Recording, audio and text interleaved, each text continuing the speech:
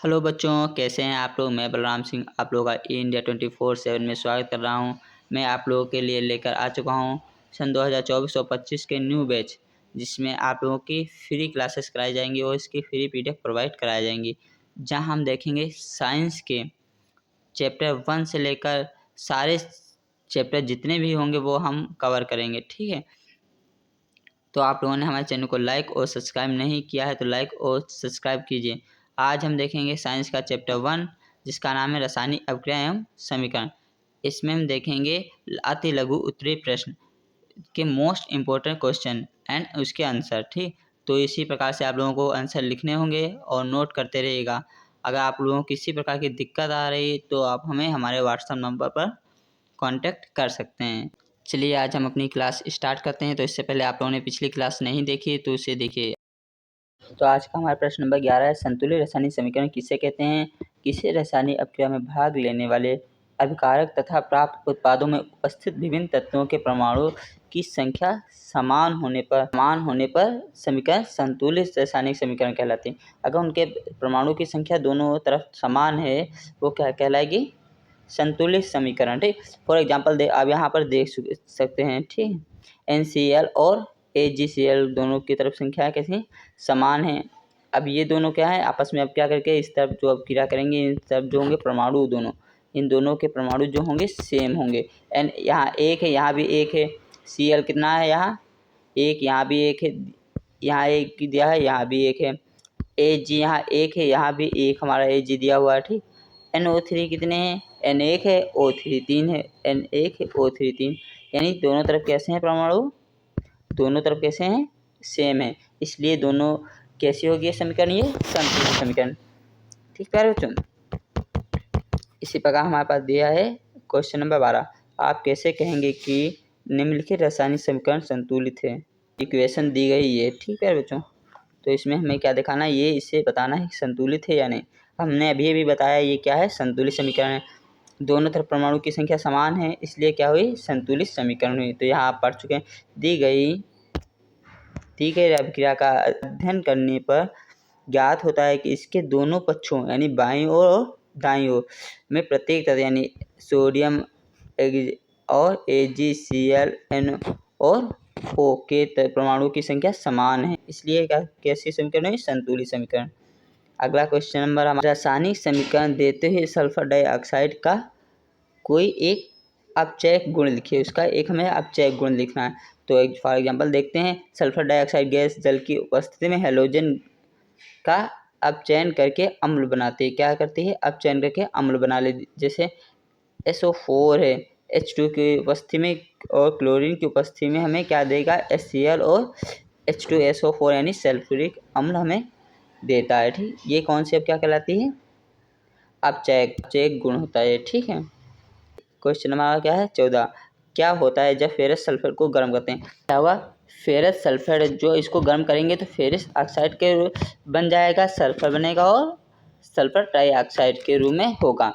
आप लोगों को इसी प्रकार लिखना है। हम आप लोगों की पूरी प्रैक्टिस करवाएंगे किस प्रकार से लिखना है किस प्रकार से नहीं। ठीक है, तो इससे पहले आप लोगों ने चैनल को सब्सक्राइब नहीं किया तो सब्सक्राइब कीजिए, लोगों को शेयर कीजिए, और अगर किसी प्रकार की समस्या आई तो हमें कमेंट भी कीजिए। ठीक, देखते हैं अगला हमारा क्वेश्चन क्या दिया हुआ। अगला क्वेश्चन हमारे पास, अक्षिका अभिक्रिया क्या है, एक उदाहरण देकर समझाइए। निम्न अभिक्रिया में उपचयित अपचयित को पहचान कर नाम लिखिए। हमें रासायनिक अभिक्रियाएं दी गई हैं। ठीक, इसमें हमें उपचयित अपचयित पहचान कर हमें उनको लिखना है। ठीक है, आगे देखो क्या कहा गया प्यारे बच्चों। आगे कहा गया है, अक्षिका अभिक्रिया को उदाहरण सहित समझाइए। हमें इसका उदाहरण देकर भी समझाना है।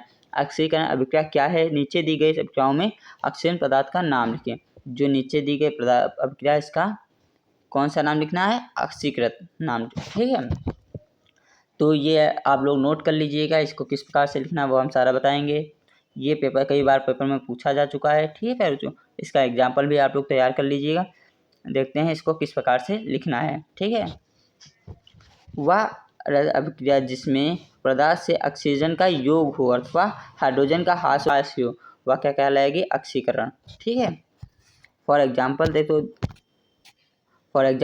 हैं।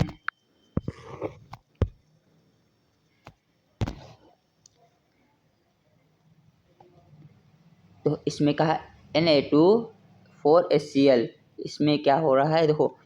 अब जो इसकी इन दोनों की अभिक्रिया जब कराएंगे तो क्या बना MgCl और H2OCl। Cl क्या नहीं कर रहा है, गैस बनकर उड़ जाएगा है नहीं। तो हमारे पास बचेगा क्या, और इस समीकरण में MO2 अपचयित क्या है, अपचयित होता है तथा HCl उपचयित होता है, ऑक्सीकृत होता है। ऑक्सीजन से क्या कर रहा है, प्यारे बच्चों, ऑक्सीकृत हो रहा है। ठीक है, तो अगला क्वेश्चन हमारे पास दिया है 17 नंबर में, कैल्शियम ऑक्साइड तथा जल के बीच होने वाली अभिक्रिया का रासायनिक समीकरण लिखना। हमें रासायनिक माने जो कि इक्वेशन होती है, हमें इसको लिखना है। तो कैल्शियम ऑक्साइड का फॉर्मूला तो हम जानते हैं CaO होता है, और H2 का H2O यानी जल का होता है। दोनों की अभिक्रिया कराएंगे, क्या बनेगा, कैल्शियम हाइड्रोक्साइड बनेगा। ये आप लोग नोट कर लीजिएगा। आगे हमारे पास पूछा गया है निम्न अभिक्रिया का प्रकार, यानी जो अभिक्रिया देंगे उनके बीच क्या प्रकार है। अम्ल तथा क्षार के बीच अभिक्रिया, जो अम्ल और क्षार के बीच अभिक्रिया हो रही है वो क्या है। लोहे पर जंग लगना क्या होता है, लोहे पर जंग लगना किस रासायनिक प्रक्रिया का उदाहरण है, यानी जो लोहे पर जंग लग रहा है वो किस अभिक्रिया का उदाहरण है, वो हमें बताना है। तो इसको कैसे लिखना है, चलिए देखते हैं। पहली यानी अम्ल तथा क्षार के बीच अभिक्रिया कौन सी होगी, उदासीकरण अभिक्रिया होगी। तथा लोहे पर जंग लगना कौन सी अभिक्रिया होती है, उपचयन अभिक्रिया। और लोहे पर जंग किस रासायनिक अभिक्रिया का उदाहरण है, किस अभिक्रिया का, उपचयन अभिक्रिया का उदाहरण होता है। रेडॉक्स अभिक्रिया किसे कहते हैं, उदाहरण देकर स्पष्ट कीजिए। वह रासायनिक अभिक्रिया जिसमें एक अभिकारक का ऑक्सीकरण तथा दूसरे अभिकारक का उपचयन होता है, रेडॉक्स अभिक्रिया कहलाता है। ठीक है, वो क्या कहलाएगा, रेडॉक्स अभिक्रिया कहलाती है, या उपचयन या अपचयन अभिक्रिया कहलाता है। फॉर एग्जाम्पल हमारे पास दिया हुआ है प्यारे बच्चों, कॉपर, क्या दिया है, कॉपर ऑक्साइड। इसकी जब हाइड्रोजन से क्रिया करते हैं तो क्या बनेगा प्यारे बच्चों, जब इसके हाइड्रोजन से क्रिया करेंगे तो बनेगा कॉपर बनेगा, और क्या बनेगा, जल। ये क्या कहलाता है, ऑक्सीकरण कहलाता है। इसे नोट कर लीजिएगा। ठीक है, और ये इसकी डिफिनेशन भी नोट कर लीजिएगा, पूछी जाती है अक्सर। क्या कहा, द्विविस्तारण अभिक्रिया किसे कहते हैं, द्विविस्तारण अभिक्रिया का एक उदाहरण लिखिए जिसमें अवक्षेप का निर्माण होता है, अवक्षेप का निर्माण होता है, वो हमें अभिक्रिया लिखनी है। तो कैसे लिखेंगे, ऐसी अभिक्रिया जिसमें अभिकारक के मध्य आयनों का आदान प्रदान होकर उत्पाद प्राप्त होता है। यानी क्या कहा, जिनके बीच आयनों यानी धन आवेश ऋण आवेश का आदान प्रदान होकर हमें उत्पाद प्राप्त होगा, यानी प्रोडक्ट प्राप्त होगा, वो क्या कहलाएगा, द्विविस्थापन अभिक्रिया कहलाएंगे। ठीक है बच्चों, क्या कहलाएंगे, द्विविस्थापन अभिक्रिया कहलाती हैं। जब बेरियम क्लोराइड के विलयन में सोडियम सल्फेट का विलयन मिलाया जाता है, क्या बताया, जब बेरियम क्लोराइड के विलयन में सोडियम सल्फेट का विलयन मिलाते हैं तो बेरियम सल्फेट का श्वेत अवक्षेप प्राप्त होता है तथा सोडियम क्लोराइड बनता है। यानी बेरियम क्लोराइड जब सोडियम सल्फेट मिलाएंगे तो बेरियम सल्फेट और सोडियम क्लोराइड प्राप्त होता है। तो आप लोगों ने नोट नहीं किया है तो ये सारे क्वेश्चन नोट कर लीजिए और ध्यानपूर्वक पढ़िए, क्योंकि बोर्ड में पूछे जा चुके हैं। आपके छमाही बोर्ड हो, यूपी बोर्ड हो, ठीक है, तो सब में पूछे जाते हैं। तो आप लोग इन्हें ध्यानपूर्वक पढ़िएगा। और आप लोगों ने अगर हमारे चैनल को लाइक और सब्सक्राइब नहीं किया, लाइक और सब्सक्राइब कीजिए। Thank you.